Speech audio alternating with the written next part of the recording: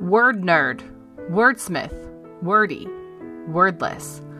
Oxford Dictionary says a word is a single, distinct, meaningful element of speech or writing, used with others or sometimes alone.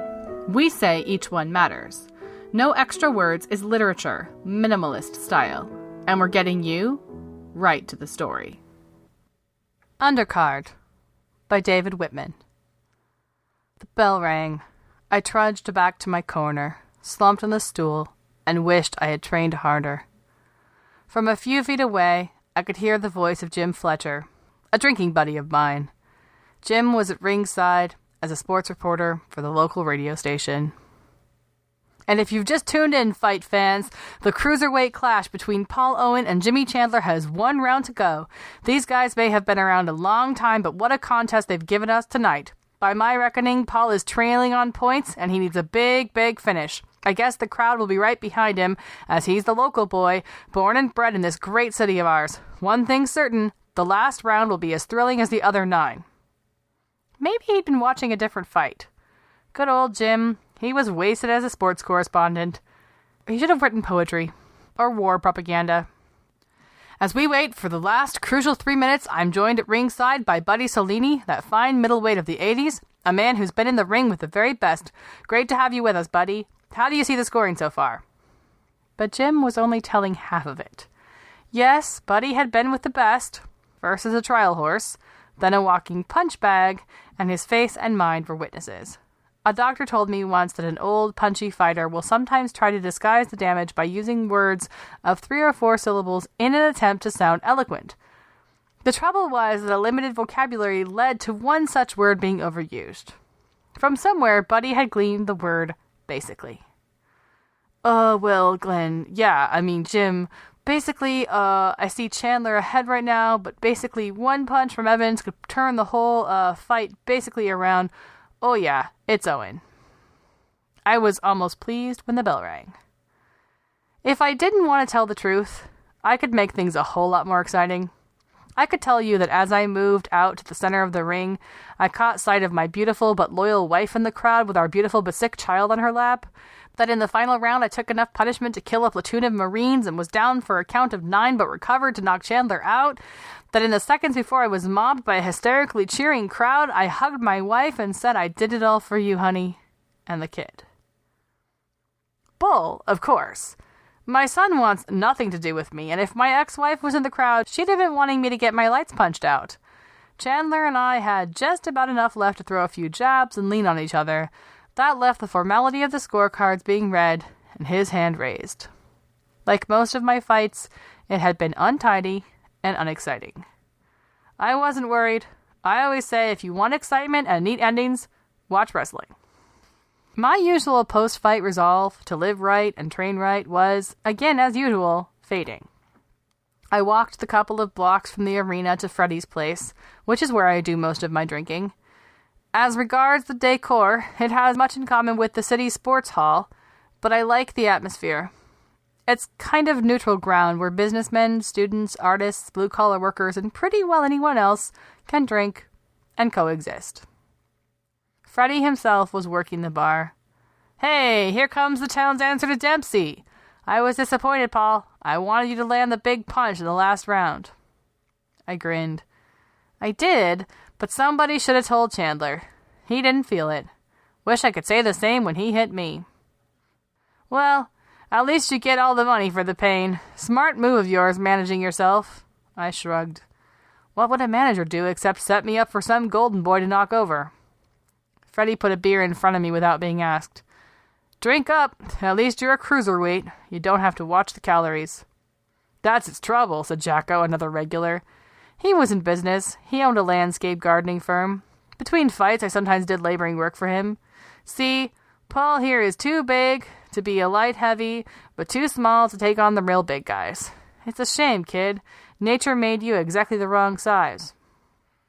"What's with this too small?" asked someone else. I knew him vaguely. I'd seen him in there before, but I couldn't recall his name.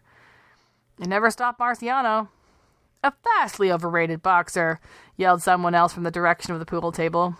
And the old, endless discussion started up again, the hypothetical fights between men of different eras and styles. The old controversies. Tunney's long count. Did Johnson take a dive in Havana? It flowed over me as I sank the beers. Come on, Paul. I realized Freddie was talking to me. You're the expert. Let's have your opinion. Sorry. I wasn't listening. The greatest heavyweight of all time. The best ever. Who'd get your vote? Of course. All barroom boxing conversations ended with this question. Me, of course. Hey, yeah, but seriously. Let's have your choice. Okay, then. I'd have to pick a blank. I see the face. I know who he is, but the name has disappeared as if wiped from a slate in my head. Yeah, Paul, make up your mind. The guy who beat Braddock, and that German. He beat that German in 1 round. You mean Joe Louis? Well, just say so. Louis, of course. What's in this beer? The bar closed an hour later. We spilled onto the pavement, the conversations rambling by now, the friendly arguments unresolved. I began to walk the 3 blocks to the brownstone building where I rented a room. The best ever. You might as well talk about religion. People believe what they wanted. Sullivan, Dempsey, Ali, Marciano, and Lewis, of course. I said his name again as if afraid it might not be there. Any of them, the greatest, but not me. I thought of that poster. The night and the alcohol made it seem like a graven image. Paul Owen could never have been a contender.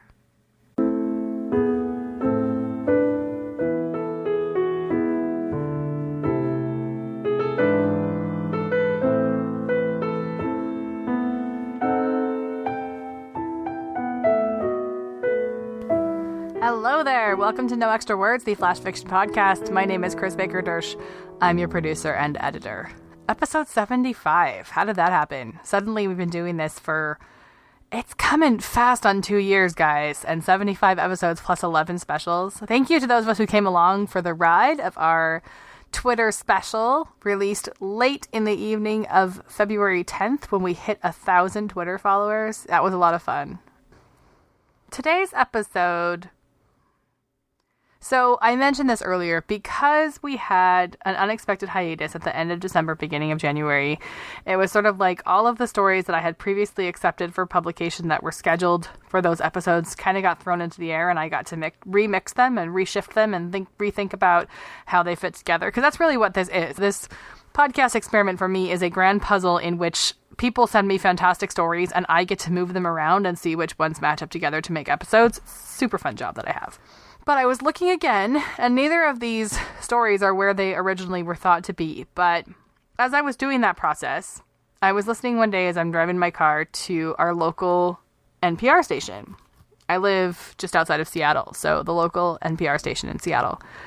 And they were having a show they do where they have people get on and talk about people from the area get on and talk about the week's news and all that jazz. And I always tune in because every now and then I hear Sherman Alexie, and that's fun because this is Seattle, right? I couldn't tell you for the life of me who the people were that were on that day, but the subject was, what do you think the country has most to work on over the next year? It's the beginning of 2017 kind of a thing. And of course, we live in the times we do, and everybody had definite opinions on this. And the woman who was on the panel said toxic masculinity. She thinks that the root of a lot of the problems we are facing in America today has to do with a culture of toxic masculinity. And that stuck in my brain. And I kept thinking about it. And I kept thinking about, even setting the toxic aside for a minute, what does masculinity mean in 2017? What does that word mean, and how are we dealing with the concept of masculinity? And as somebody who is a cisgender, straight, white woman married to a man who oftentimes is a better feminist than I am, and a mom raising a little boy, that concept of masculinity is an interesting one for me to grapple with. And as I've been putting this episode together, a lot of things have happened. The Boy Scouts have opened their door to transgender boys, something they've been under pressure to do for a long time, and something I am a huge fan of. It's also caused a rekindling of the debate about letting girls into the Boy Scouts, which I have a harder time with because I'm a lifelong Girl Scout who's really defensive of the Girl Scouts program, and am afraid of losing that if things change. But then I wonder, am I just afraid of things changing? Where do these single gender clubs and organizations get to in this world that we're sort of moving post-gender?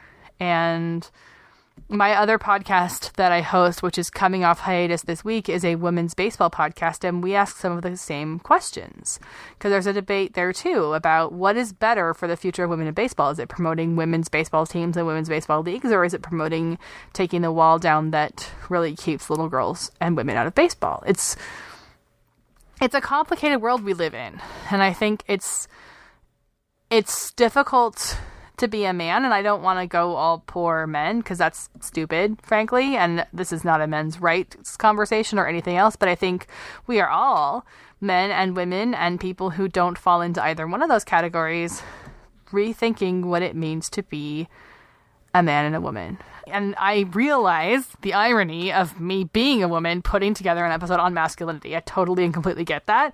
It's sort of like all of the criticism, most of it justifiable, I think, that politicians get for being a bunch of straight white men who get to decide what women can and can't do with their bodies. But I am who I am, and this show is what it is, and so I took a swing at it. I took a swing at examining masculinity on this episode, and it was an interesting creative challenge for me.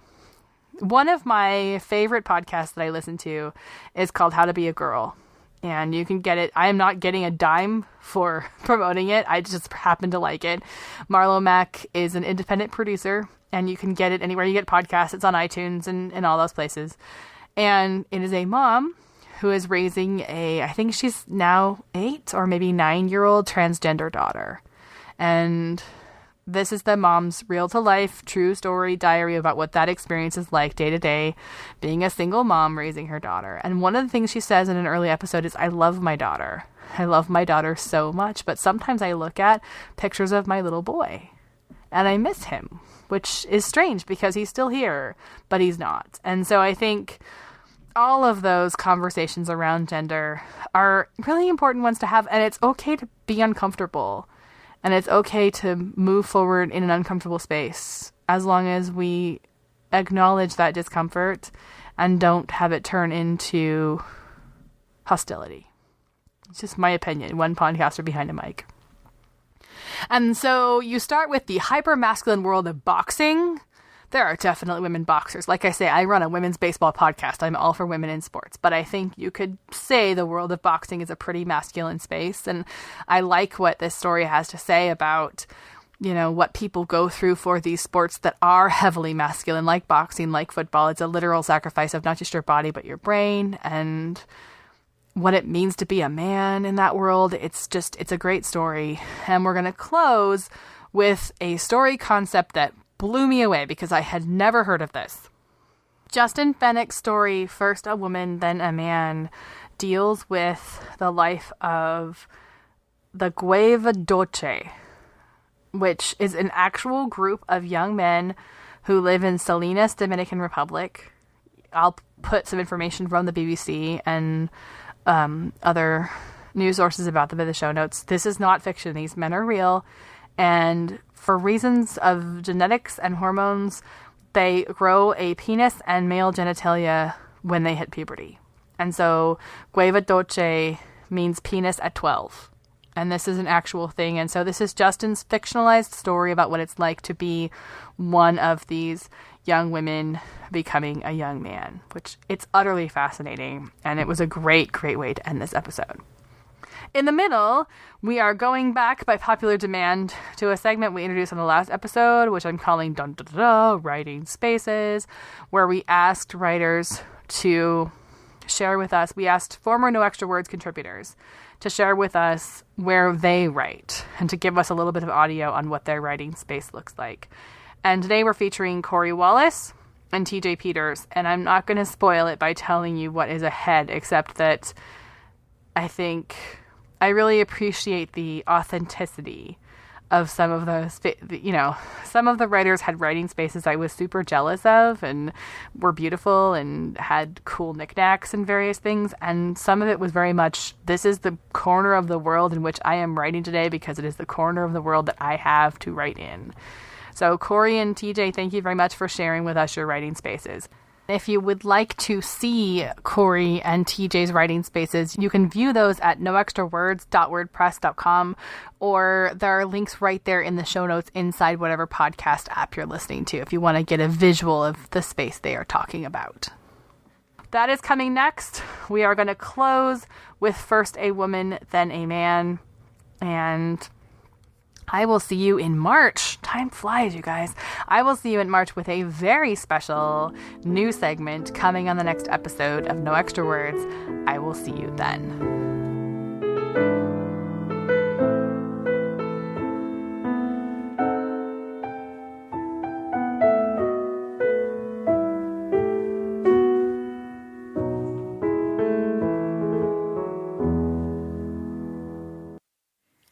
Cluttered. In fact, after I took the photograph, I realized I needed to strip the bed, wash the sheets. Pillows scattered about. On a gray-black institutional desk, coffee cups, medications. And 2 crates on the floor, stocking caps, work socks, books and more books and more books. Books stacked upon the desk. Poetry books, novels, philosophy books, books on Christianity, essays. There's a white hat. A white hat I bought to wear on the docks that I work at FedEx. A hat that turned out not to be a good choice. A reading lamp. A box of Theraflu. 2 pictures of 2 of my nephews. A plastic Batman cup. Batman slippers, Captain America slippers. Notebooks. Notebooks with writings, unfinished novels, flash fiction, poems, and more poems. This is an $84 a week room. This is a place where men who suffer from addiction come to try to find themselves, come to try to live together in a community where we support one another to do something different. I came here on my own terms, not court-ordered, not because I'm on paper. I came here because I was given the opportunity, and I took the opportunity. It is here where I write, at night. In the morning I read, and I prepare for work. It is here where I sleep. It is here where I dream. It is here where I find gratitude. On the crates hang 2 rags. One stained black from shoe polish. Polish I use to shine my boots, my black boots, my Doc Martens that I wear to FedEx. There's a pamphlet, an AA pamphlet, with a list of meetings that I attend on a weekly basis. If you'd like to reach me, you can reach me by email, stoutbear2@gmail.com. STOUTBEAR, the number 2, @gmail.com. Thank you.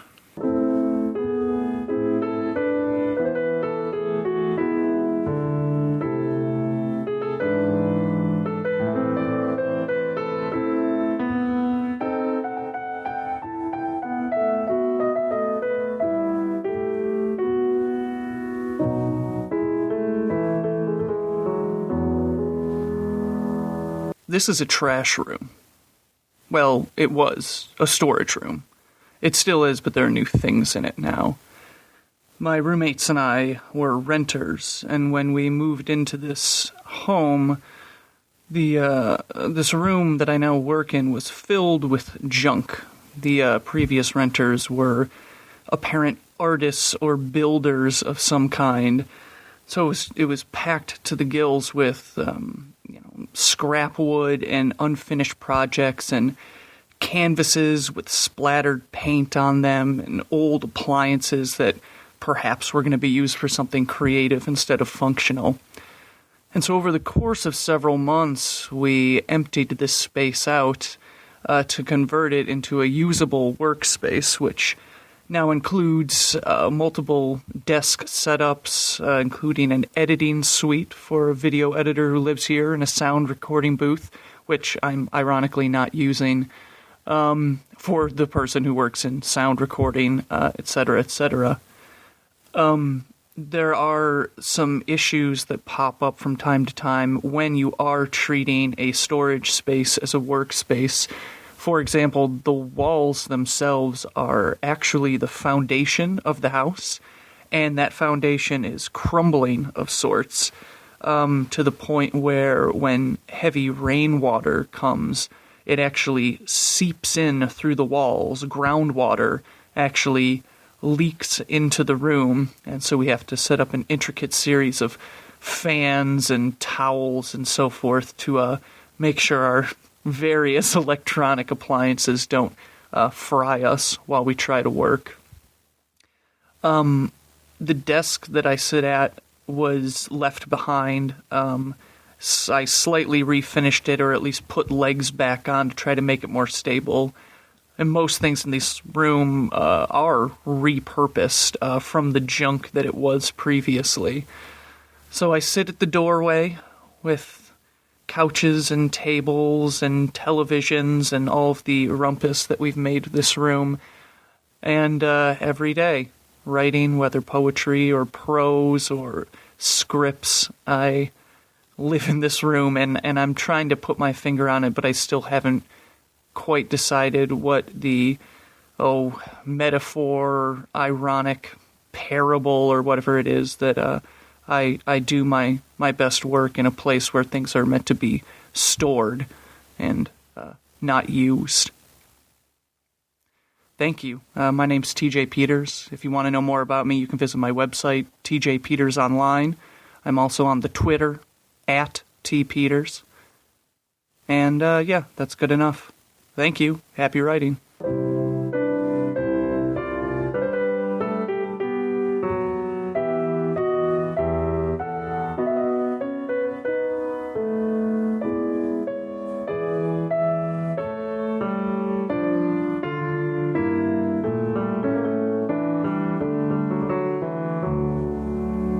First a Woman, Then a Man, by Justin Fennick.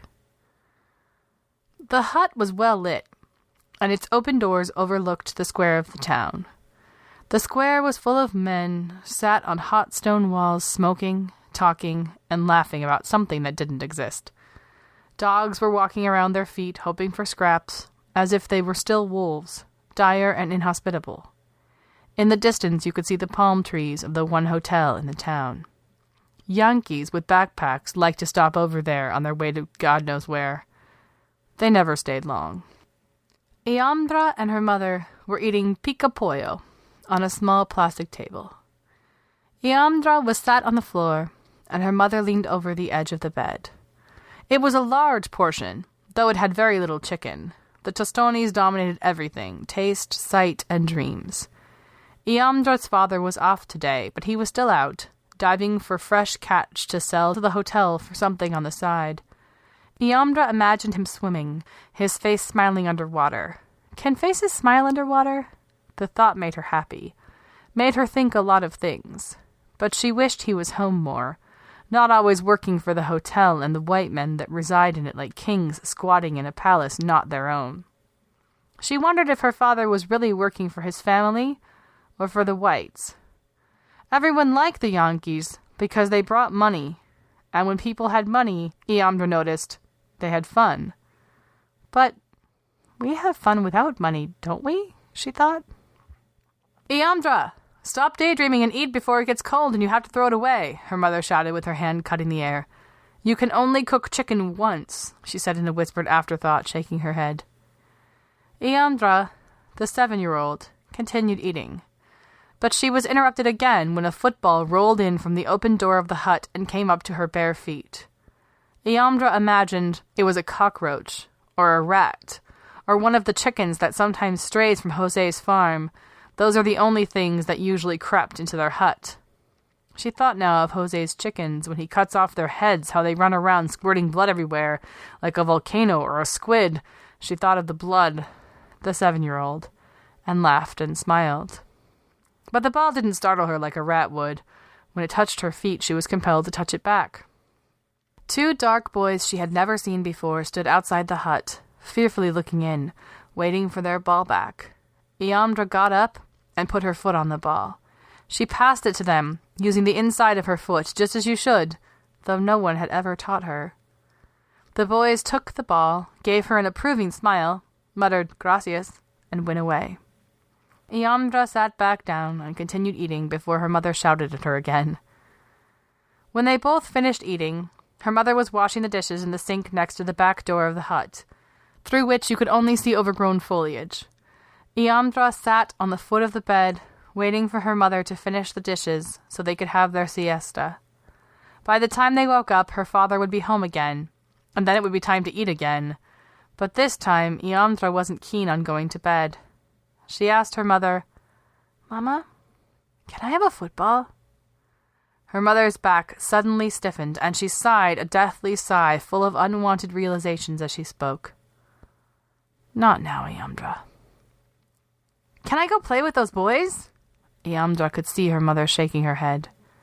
She spoke like a priest who has just heard a murderous confession he knew he could never tell a soul, only force its sin unto his. Priests in such places are like the picture of Dorian Gray. Sinners remain young and full of vitality, whilst priests age and wither with the corruption of their imparted sin. "Go, Iamdra." "Gracias, Mama." She ran out into the street, into the plaza where the boys were playing. There were 4 of them. They were tall, maybe 13, and already with a 6-pack, though their arms and faces looked gaunt and malnourished. They played shirtless and with dusty trainers. As a goalpost they used trees, and they were playing 2 against 2. Neither of them were smiling or making jokes or picking on each other, as Iamdra always imagined boys did. They looked serious, focused. She recognized the expressions on their faces from church. Did those boys treat football like adults treat church? She giggled to herself, excited. She watched them, their fancy feet, their botched tricks, listened to them shouting orders to their teammate, crying foul when they were stomped on or blocked off. No one ever scored, and they were getting wound up. Iamdra waited and waited. She wanted to join them, but how to ask them? She was shy, and she didn't know where to start. She watched them closely, as did some men lying around the square, drinking and smoking, and she hoped that if she watched them long enough, they would notice her, pity her, and ask her to join. An hour went by, and they hadn't even noticed her. She looked at herself, at her blue dress, her braided hair, and dusty feet, and imagined what the boys saw when they looked at her. Nothing! She's just a girl, a 7-year-old. She was no more noticeable than a cat or a tree in the background. That's all she was, a minute figure in the background. She sighed the way her mother often did, and went back inside. "You finished playing?" her mother asked her, reclining on the bed between the 2 doors of the hut which generated a hint of a breeze. She had her hands on her belly and her legs together as if she had been prepared for a Viking burial. Iamdra climbed into the bed and turned on her side, giving her mother her back. She felt like crying, but then she looked at the bare floor where the football had rolled in earlier and felt disparagingly encouraged. "Mama, I want a football." Her mother sighed again, only this time, being on her back, it was amplified in its moribund echo. It was as if the dead were sighing. "Not yet, Iamdra." Iamdra noticed the finality in her mother's voice, and she felt tears welling up, and a foreign anger constrict her chest. It was as if a snake inside her body had bitten her, and was spreading an enraging venom into her heart and liver. Not yet, everything not yet." "We've already talked about this, Iamdra." Her mother spoke without anger. Iamdra picked up grief in her voice, the way people talk at a funeral. "When you're 12, I'll get you a football." "But I want a football now." "I'm sorry, Iamdra." Why wasn't her mother shouting at her? Iamdra was shouting, being rude and demanding, to her mother no less. But she replied calmly and sadly, Were her demands making her mother sad instead of angry? Why? I can't go fishing with Papa. I can't wear shorts or have a dog or play football with the boys, but I want my own football. Then the boys will have to ask me for permission to play, she said, as though she were revealing something diabolical, which only she could have thought of. Her mother admired her pride, but still. Not until you're 12, Iamdra. Why 12? What will happen when I'm 12? You'll become What are you two still doing up? Iamdra's father walked into the hut with a big, wide smile on his Prince Charming face. Papa, you're early! Iamdra got off the bed and ran to hug him. He picked her up and lifted her onto his shoulders. His hands felt salty from the sea. I made a good catch. I got bags and bags full of yummy seafood. You sold it to the hotel? That's right. Her father took hold of her hands as she balanced on his shoulders, and he began telling her and her mother about his day, about the tides, about the sea urchins, the mussels, the fish with names she couldn't pronounce, how after he went to the hotel, he went to Juan's bar and paid for a round of drinks for everyone and danced the bachata with Juan's old wife. Her father sounded so happy when he spoke, so full of adventure, so confident, as if the best things in the world were supposed to happen to him, and he enjoyed them as a man should enjoy them, gratefully and as best he can. Then her mother began to ask him about tomorrow, the cooking, the clothes, and Iamdra zoned out the way a child does, thinking only to herself, when I grow up, I want to be just like Papa.